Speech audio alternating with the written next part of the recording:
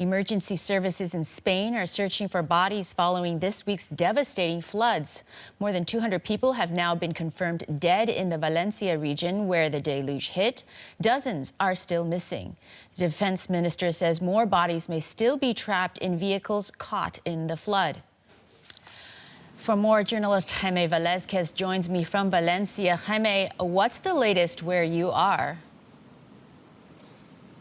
Well, as you can see, the situation here looks quite different compared to Friday when hundreds and thousands of volunteers came here to help with the cleanup and to bring groceries and water to the residents of the flooded areas. Right now, the regional government has imposed some sort of a lockdown for the emergency services to have enough space to work. Nobody is allowed to get in or out of these affected areas, so the emergency services have more space to work. But the truth is that the residents had been complaining that the help of these volunteers was the only real help that they were getting, as the emergency services were absolutely overwhelmed with the extent of the destruction. Right now, 4 days after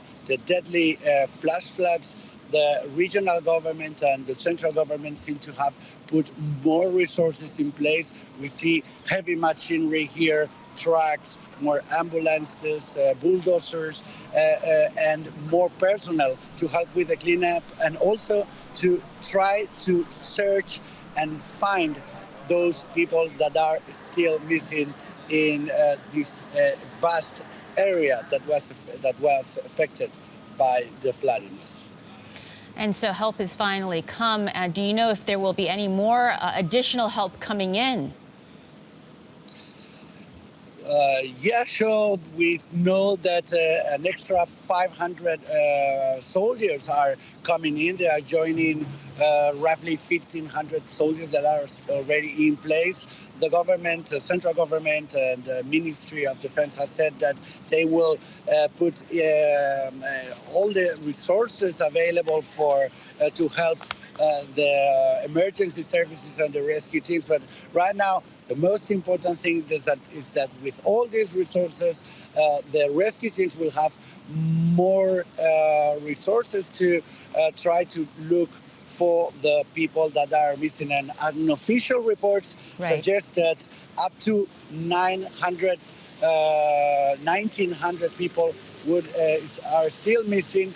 And in the coming 48 hours, we may see a sharp increase in the number of deaths because, rescue teams are working against the clock to try to find survivors after 4 days after the disaster.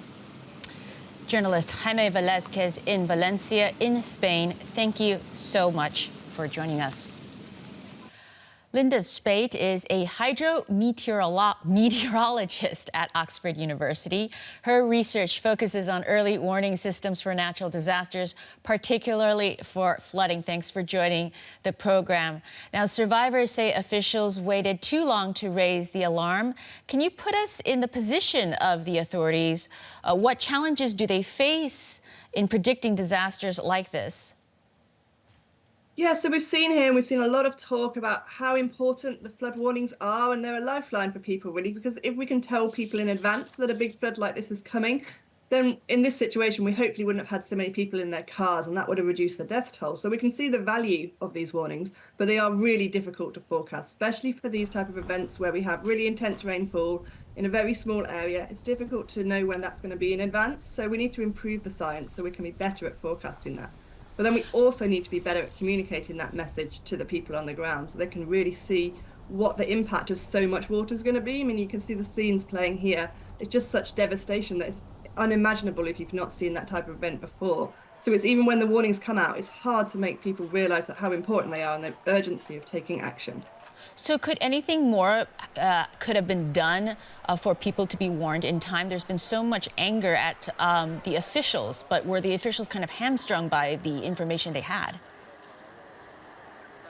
No, I think they could have probably got the message out faster or using different communication channels and make sure that people had that information earlier.